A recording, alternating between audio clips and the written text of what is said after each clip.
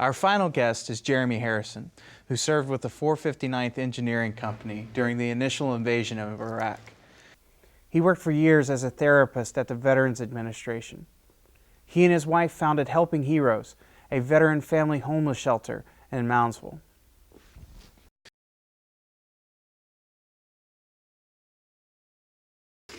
Been a couple months. It has. Yeah. You know, I just want to say before we get started, I'm sitting here listening to these stories, and I think the coolest thing out of what each one of them had to say is that right now they're all going to school to do something that's going to allow them to help other veterans. Absolutely. Social work, military psychology. My master's degree is in psychology or social work. I think that we need to find a mechanism that allows the veterans to better take care of one another. Sure. I don't know what that is. I have some ideas, but I'm not really sure how we can make that work, but that's what we need. We need, there are so many veterans that want to take care of each other. Right. And we need to find a mechanism for that to happen. Right. Well, I mean, I look at you guys, and I know when I first came back, going and trying to like talk to somebody, it was kind of difficult because I felt like nobody I would talk to would understand the things I had gone through. Yeah, I went to see multiple people at the VA and never really had the chance to talk to another veteran that was in like the position as a therapist or a counselor or whatever. But like, I'm looking at these folks and you, and it's like we recognize that nobody's going to help us but ourselves. Yeah. And so we got to take charge. Absolutely. And so, this, heaven forbid we have another generation of vets, but we will. We will. But, we're going to have people there for them. And this is proof of it right here. Yeah, we're it. Yeah. So you want to kind of talk to us, tell us about your military experience and how you've transitioned. I'm not trying to speed you along or anything, but take us through from, Iraq and all the way up to Helping Heroes. Yeah, I was deployed to Iraq in 2003. I was part of the invading force. Literally there when the president said go, and we went. It was kind of chaotic at first. It was like a mad rush to get to Baghdad for everybody. Right. And along the way, we literally got lost in the desert. We couldn't figure out where we were. Our satellite communication was down. Right. And it just so happened that there was a Marine battalion not far from us that found us somehow and came back and picked us up. And that's who we ended up going into Baghdad with. It worked out really well because we got to a point where they really needed our assets. We were engineers, bridge engineers specifically, but combat engineer trained as well. There was a feeder river to the Tigris that goes straight up and around Baghdad, the Diyala River. And there were a couple bridges in place already. There was a pedestrian bridge and a vehicle bridge. And the Iraqis were actually successful in damaging significantly those two bridges. All along the way, there was intelligence that they were going to blow bridges, so that's why the Marine Corps wanted us to stay with them. Right. But this was the first time that it happened, and so we came up and we built a bridge, a floating bridge on the river, under fire. It was the first bridge since World War II to be built under fire. We were taking heavy artillery and small arms. And the first since Korea for the Marines, right? Exactly, yeah. So it's pretty neat that it's become a historic event and it's written about a lot, but it was very scary when it was going on. We had security, we had the Marine Corps securing us, and several of them died that day.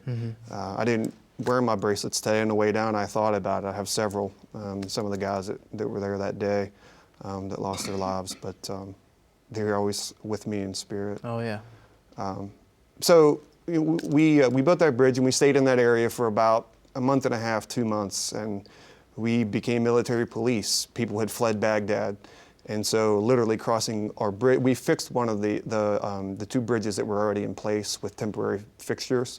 And so people could go back and forth into Baghdad because they had all fled, most of them had fled. And they went back in, they went and A lot of them were going back in to recover their family members that had been killed.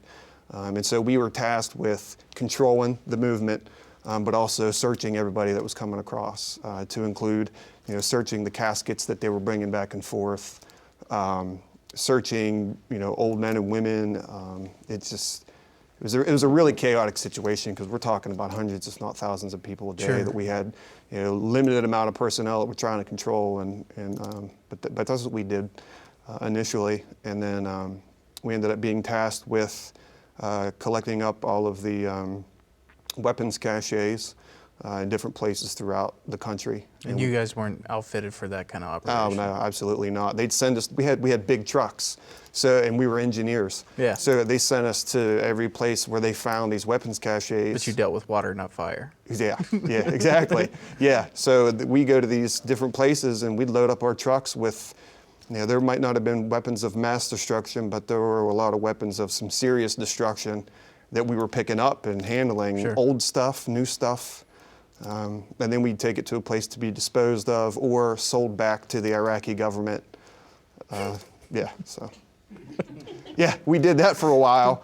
And we moved around a lot. Did you like set up a stand on a corner? Yeah, right? Yeah.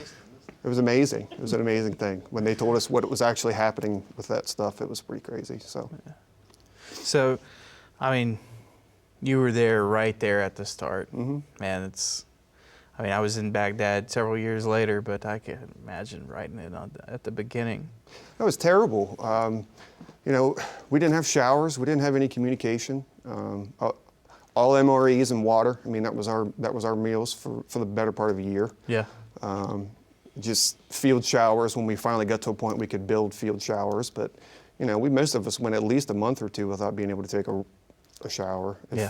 If what we ultimately got to was considered a real shower. Right. The shower trailers we'd find around, But anyway, yeah. But what it did, though, was for our company, it created a sense of camaraderie that I never saw amongst them before. Mm-hmm. Most of us had come in at around the same time. Our unit was new. Mm-hmm. And so they were bringing in new people to fill the ranks. And there were probably 30 or 40 of us that came in within a 4 or 5 month window, and most of us were at basic training together or following each other up.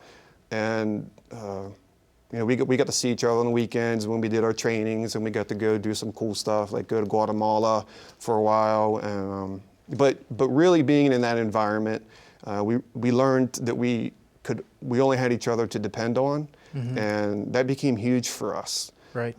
There was nobody else around. At that time, nothing really was set up. Mm-hmm. So we had to rely upon one another. And we realized how important that was when we left. Right. I think we kind of took it for granted, and we just got used to it while we were there. Mm-hmm. But when we came home, we came in through Fort Dix, New Jersey. We were there for a week, just like the other vets have said here, that it was real quick. Check mark on all the boxes that won't get you held over. Right. Yeah. And then you just want to go home and feel the grass. Yeah, we want to go home and feel the grass. And so we came home, and that's 7 days, and at the end of the day, we all went our separate ways.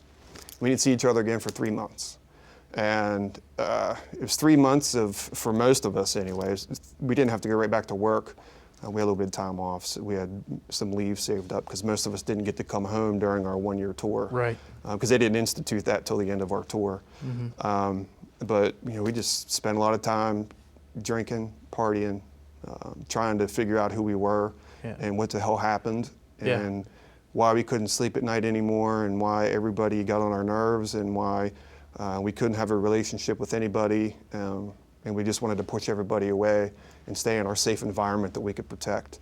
But ultimately, I was fortunate enough to get a job working for the Vet Center in Morgantown, mm-hmm. As an outreach worker. It was a new position created for Iraq and Afghanistan vets to go out and essentially talk to military units in the area, do community speaking engagements, roundtables with various political entities to try and talk about what our vets are dealing with, and what we can do to make their transition a little bit easier, and what kind of benefits are there for them. But we rapidly started having vets from Iraq and Afghanistan coming in for treatment. And I had a background, I was a family-based mental health worker prior to going over for an agency that I couldn't go back to when I came home. I couldn't work with civilians anymore. Their issues to me, although they were serious to them, to me at that time. Frivolous. Yeah, exactly, that's a perfect word. So took myself out of it for the best of all of us, but it gave me the experience I needed to be able to start working with the men and women coming home from Iraq and Afghanistan. And I started pursuing my master's degree at WVU in social work while I was there. I finished it in 3 years. I was going part-time. And by the time I had my degree, I was doing therapy pretty much full-time. I had a global war and terrorism support group that at times had 25 to 30 people in it each week. I was working with groups from World War II, Korea, Vietnam, seeing hundreds of vets, all dealing with the same problems. You know, they all came home differently, but they all deal with the same stuff when they come back. All the symptoms of PTSD are the same no matter what you go through. Right. Were you guys dealing with suicide even then? Yeah. At that time, I know in those first few months that we had separated, when we got back, there were a lot of people in my company that attempted suicide. There wasn't anyone that had that actually died, but many were attempting it, and many were real close to killing themselves anyway because of their alcohol and drug use. Right. So we had a lot of problems in our ranks for a while. Getting back, and most of the people, by the time I went, I only had a year and a half left, I think, to my 8 years, and most of the people were that way, so the majority of them got out of the military. But coincidentally, a lot of them served in this particular area, so I ended up seeing some of them at the vet center coming in. It was very, very difficult for me. One of the first ones that came in was our first wounded guy. He was hit by a piece of artillery that day and was flown back. And we never saw him again. And he appeared at my office one day. Talk about a crazy experience. Yeah, I mean, just probably like a flood of emotions back into you. Yeah, I was real good at protecting myself. I didn't really have one particular thing that I did to help myself deal with this, this trauma that I was taking in every single day, and at the time not really dealing with my own. But it was good for me. It was good for me. It was healing for me to be able to help other veterans that were dealing with their stuff. But it was killing me inside. After I got my graduate degree from WVU, I left the Morgantown Vet Center and became a therapist at the Wheeling Vet Center. Met my wife while I was here in Morgantown, and we got married in Wheeling, and I started working there full time. By this time, I had my objective, and still it is today, is to advocate for veterans in any way that I can, or find out ways to help vets. So I started teaching a lot of continuing education workshops throughout the state and in other states. I developed a graduate level and a bachelor's level social work class called Social Work Practice with America's Vets, because I knew that the clinicians needed to be trained on, at a minimum, the basics of what we were dealing with, but also trying to teach them how they can work with us relate better. To us, yeah. Because there is that disconnect. It was good for me and it was good for the vets that I had been there. Instantly had a connection, most of the time. But when they had to see somebody that wasn't, and when they have to see somebody that hasn't been in that situation, there's usually not we climb a lot up. of success. Yeah. It's hard. I mean, unless you've gone through the things that we've gone through, you're never going to understand it completely. You may have a good idea, but you're not going to be able to connect the way one vet can with another. Yeah. And it's not to say that you have to be a veteran to help vets, but it's just that connection makes it a lot easier. Sure. There's all that BS that you don't have to go through at the beginning to try and build a level of trust with that person, and that can take a long time. So in most cases, I got it from the get-go when they learned what I had done and where I'd been and that sort of thing. So it helped. It was beneficial for me. But again, year after year after year, doing this. And I was occasionally going to the VA to see a doctor to talk about what was going on with me. But at the same time, I felt like I had to be strong because I was, I felt a responsibility to help our veterans as much as I could. So I'm doing these speaking engagements and I'm sitting in on these round tables, and I wrote a book, taught classes. I was doing all this stuff. Yeah, tell us about your book. We talked about that before. I mean, Yeah. it's a really interesting concept. Like, Right. I mean, it gave your family and the people, your friends and stuff, like a real interesting way of connecting with what you went through. But it's fictionalized, right? It is. Yeah. It's fiction based on a lot of fact.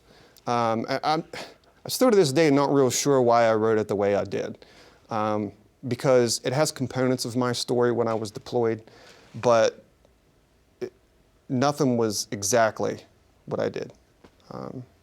And so it's interesting, people that I worked with, people that knew me personally, people that I served with, all saw different pieces of me in the book.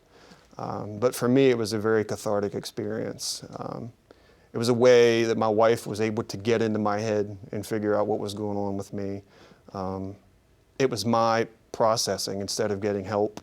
I told my story to some paper and I was going to say a pen, but keyboard, a little bit of pen, but Yeah. some keyboard too. But yeah, I mean, that was a great experience for me. I don't know how, I haven't sold a lot of copies. I've given more copies away than I've ever sold, and that was never the intention. Oh, you're an artist. Yeah, so I just, but it's helped some people. It's just again, I use the word mechanism. It's a mechanism for people to see that no matter what we do and what our experiences are, we can all relate in a certain way, and see that we can get to a place where we're doing okay. And it takes a long time to get there. Yeah. I almost didn't get here. I had a suicide attempt myself, and somehow I lived through it. Nobody can understand how I made it, but I did, and it was hard.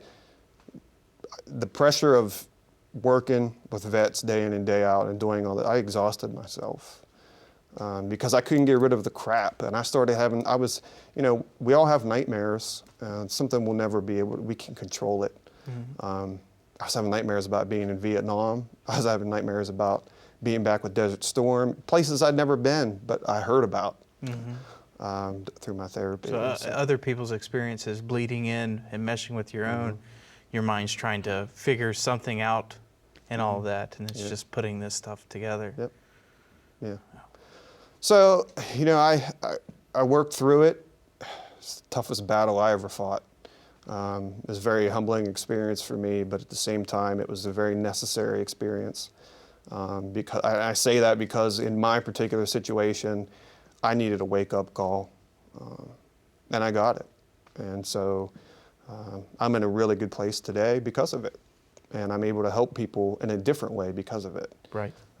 I needed to get away from doing therapy in the capacity that I was, but I wanted to continue to do all the other things that I was doing. Right.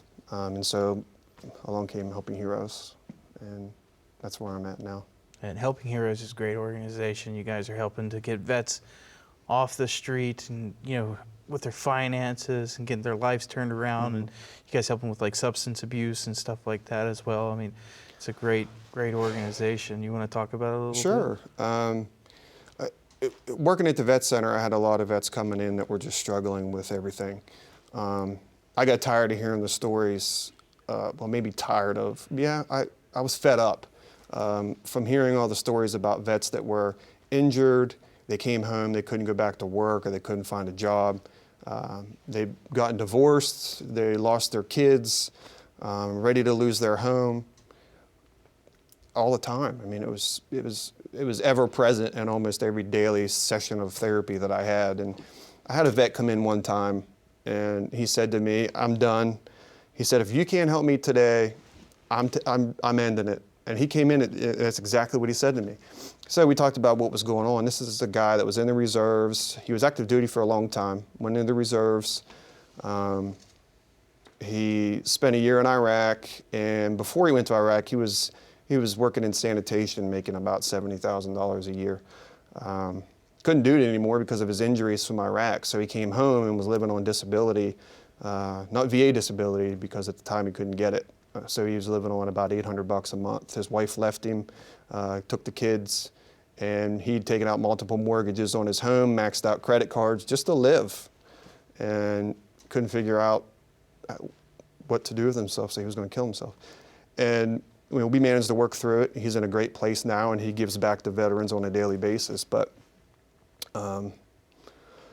this is what's going on. This is one of the reasons that vets are killing themselves. How many?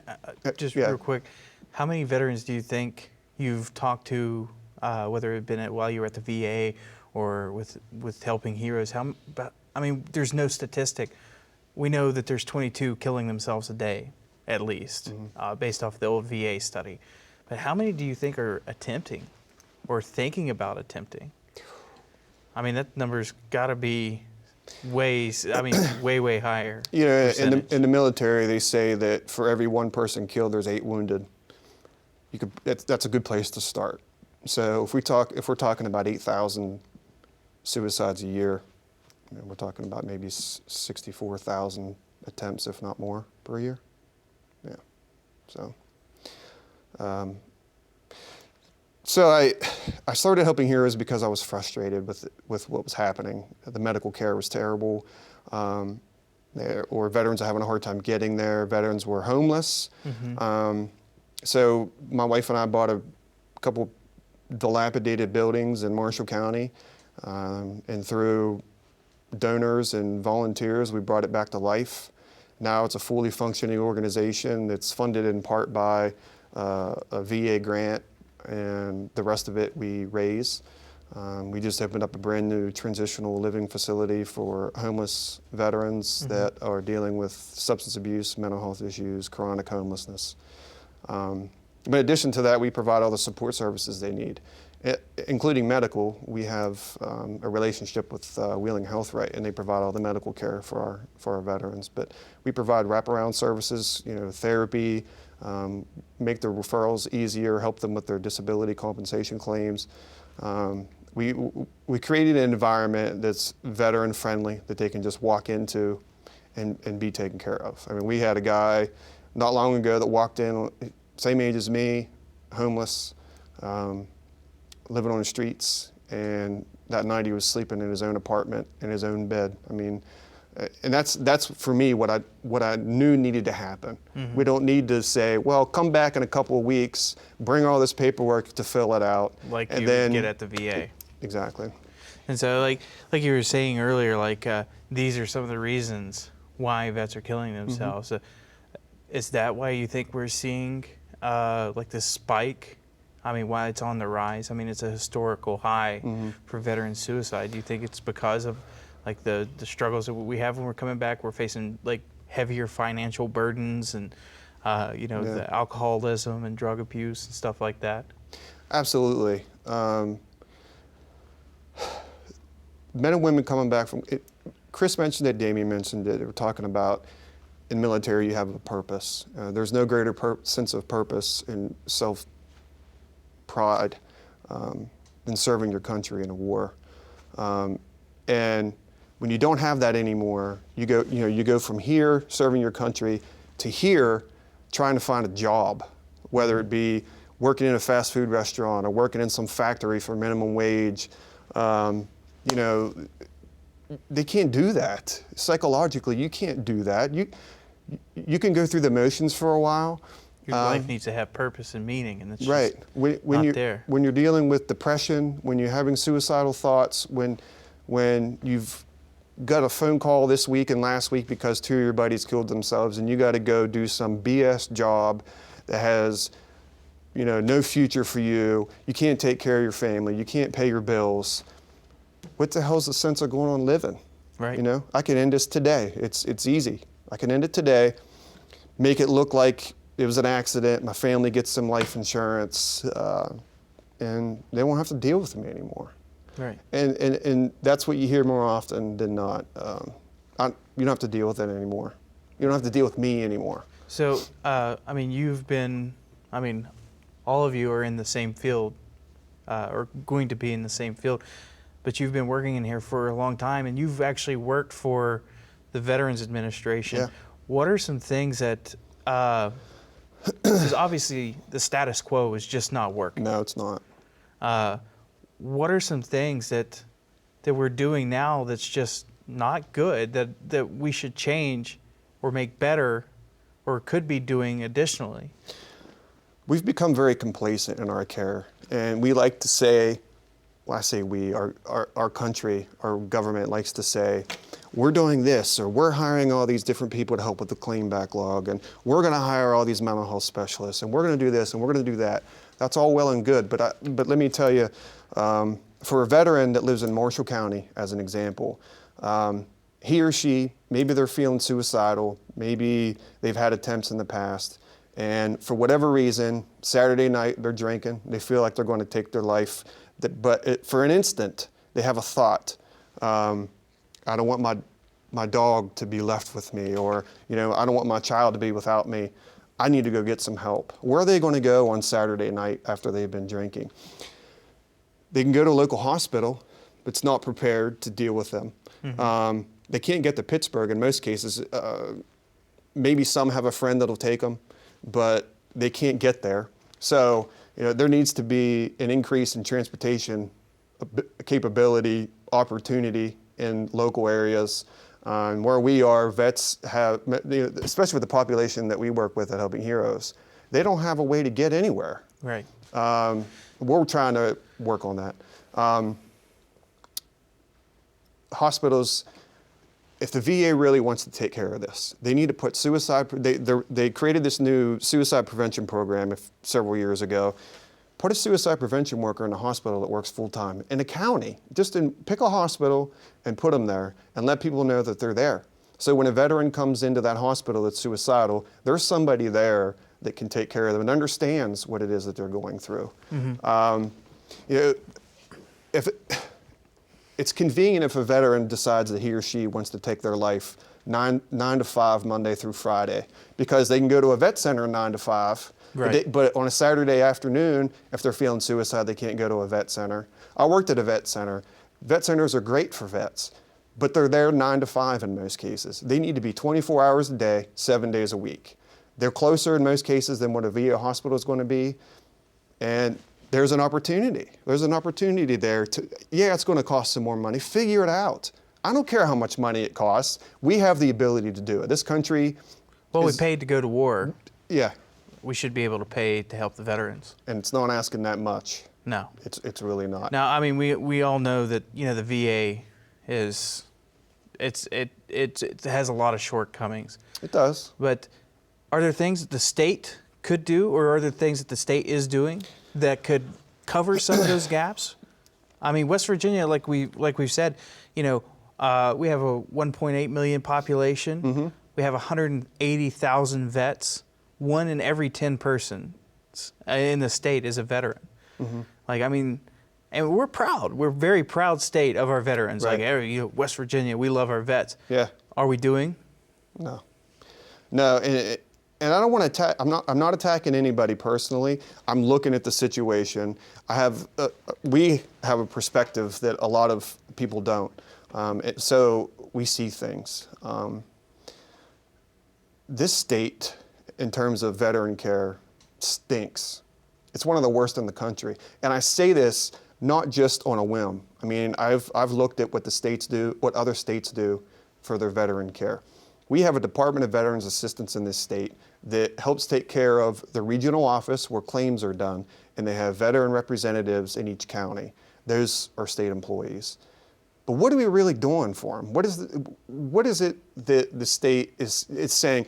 We love our vets, and there's all these different awareness programs out there. The Wounded Warrior Project's about awareness, and IAVA is about awareness, and we want to make everybody know that this stuff's going on. But what are we going to do about it? Figure out a way to make something work. One of the things that was in place for World War II vets, later on Vietnam vets, when the World War II vets accepted them, the Korean War vets, the American Legions, VFWs, they're not for our generation. We need to figure out a way to create a place that veterans can just go when they need something, when they need to talk to a veteran, when they, you know, we're talking about, when we talk about the Wounded Warrior program, we talk about IAVA, we're talking about places that have tens of millions of dollars. They don't have any local chapters. I've tried. Right. I've tried to get them here. Oh, you can't get Wounded Warrior to do it. No, or IAVA. You can't get them locally. No. And they do help people in some ways, but I've not seen it with the people I've worked with. Right. If I had their money, there would be a Helping Heroes organization in every county. And that's my objective eventually. We're moving. We're going to start getting some places in different areas because that's the kind of place we need. That's why I created it. It's unique in that vets can come in. If they want to come in and get a cup of coffee, sit down and BS, we're there to do that with them. If they need to come in and figure out how do I fill out this paperwork, or what paperwork do I need, or I need to get my DD-214 or something like that, they can just come in. We're all veterans that are working there. Places like that. I'm not just trying to sell Helping Heroes, but it's working.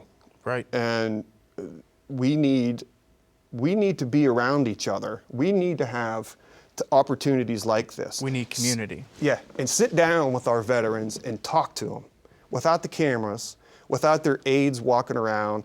Sit down like Senator Rockefeller used to do. And I've sat down with other veterans. We've had dinner with him. No press. He doesn't even allow his people to come in. He was really good at doing this. Listened to what we had to say. Took our information back. I've heard him speak about it on C-SPAN, one of the few guys that probably watches C-SPAN. But that was something he used to talk. He would get pissed off talking about the veterans in West Virginia and what we're dealing with. Right. If we line up state by state, or I should set a better way to say it, if we rank from top to bottom, West Virginia in terms of taking care of their vets is very close to the bottom. And it's really unfortunate. And it won't take a lot to fix it. But you have to listen to what we say, what we know is going to work. Mm-hmm. I've given some examples of things that can work. Make them work. Listen to us. That's it. Well, thanks, Jeremy. Yeah. Appreciate it.